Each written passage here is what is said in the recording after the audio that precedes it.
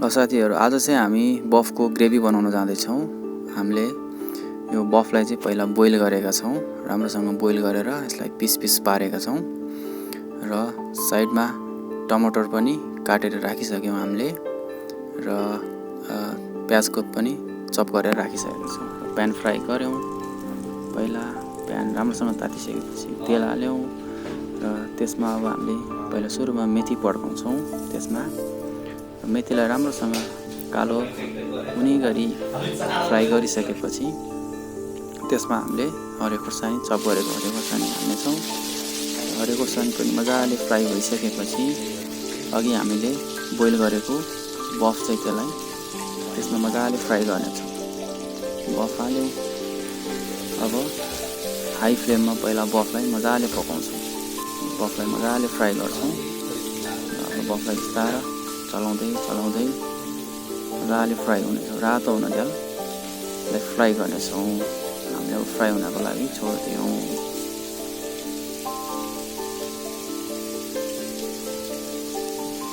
यतिकै छोडिदियौँ। एकछिन मजाले फ्राई हुँदैछ। फेरि बिचमा चलाउँदै पनि गर्नुपर्छ, नत्र यो डढ्न सक्छ।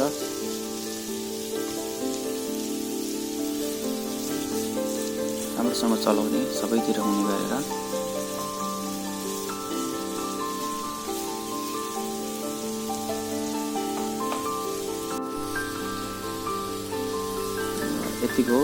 यतिको फ्राई हुन्छ। यो अलिअलि यसमा भएको त्यो बोइल गरेको पानी पनि आउन सक्छ। यतिकै छोडिदिने, राम्रोसँग फ्राई हुन्छ यो। र यही साथसाथै हामीले अदुवा लसुन खुर्सानी र ओखलमा मजाले पिसेका छौँ। हामीले यो एकदम लोकल स्टाइलमा यो अहिले हाल्नुपर्छ। मजाले फ्राई भइसकेपछि अदुवा लसुन र खुर्सानीको पेस्ट हो यो। र हाम्रो यतिको फ्राई हुनजेल हामी छोडिदिने। हेर्नुहोस्, पुरै रातो भइसकेको छ, फ्राई भइसकेको छ। यो चाहिँ लगभग सुकुटी जस्तो हुन्छ यसको फाइनल रिजल्टमा चाहिँ।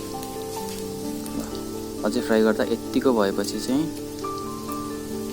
अब यसमा प्याज हालौँ। प्याजलाई मजाले चलाउनु पर्यो।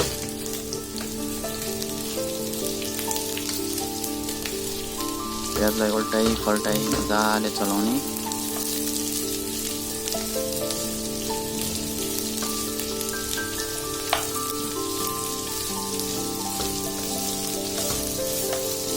प्याजलाई मजाले चलाउने।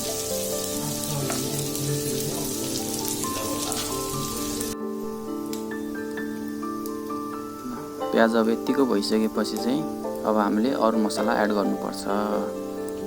हेर्नुहोस्, चटक्क प्याज पनि फ्राई भयो। हाम्रो बफ पनि एकदम रेडी भइसक्यो, फ्राई भएर पुरै। अब यसमा चाहिँ हामीले अघि पिसेको अदुवा लसुन र खुर्सानीको पेस्ट हालौँ।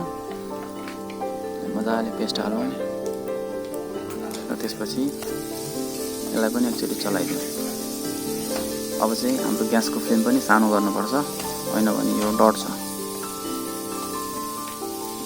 ग्यासको फ्लेम पनि सानो गऱ्यौँ र चलायौँ। यसलाई लाग्ने गरेर यताउति।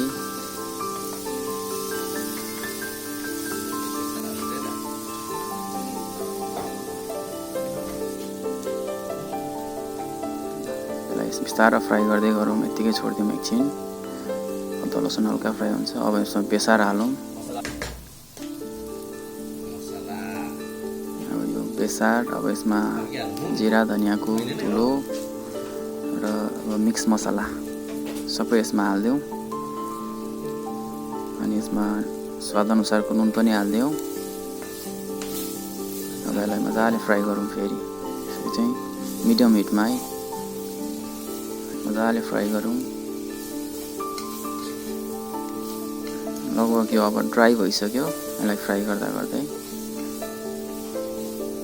एकदम ड्राई भइसक्यो। अब यो चाहिँ मजाले भुटिसक्यो। अब चाहिँ यसमा पानी एड गर्नुपर्छ। हल्का, धेरै होइन, हल्का पानी एड गर्नुपर्छ। एकछिन यसलाई चलाइदिउँ मजाले, सबैतिर लाग्ने गरेर। अब चाहिँ हल्का पानी एड गरिदिउँ। फेरि चलाइदिउँ।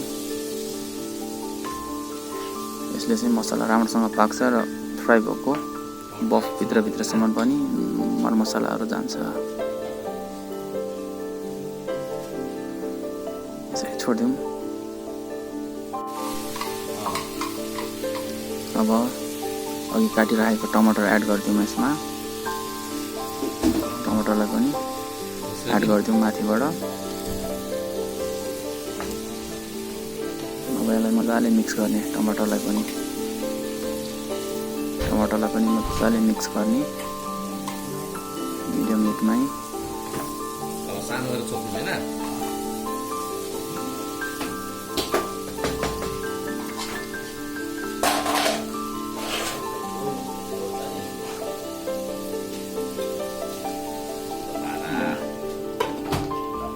अब चाहिँ छोप्नुपर्छ यसलाई। टमाटर मजाले मिक्स गरिसकेपछि अब यसलाई छोपिदिउँ 5 मिनट जति छोप्ने, अनि हेरौँ 5 मिनटपछि। ल यतिको हुन्छ यो। अझै टमाटर राम्रोसँग गलेको छैन। यसलाई एकचोटि फेरि चलाउँदै गर्नुपर्छ, होइन भने डढ्छ यो। यतिको चलाएर मजाले चलाउने। टमाटर गलेको छ कि छैन फेरि एकछिन छोपिदिउँ।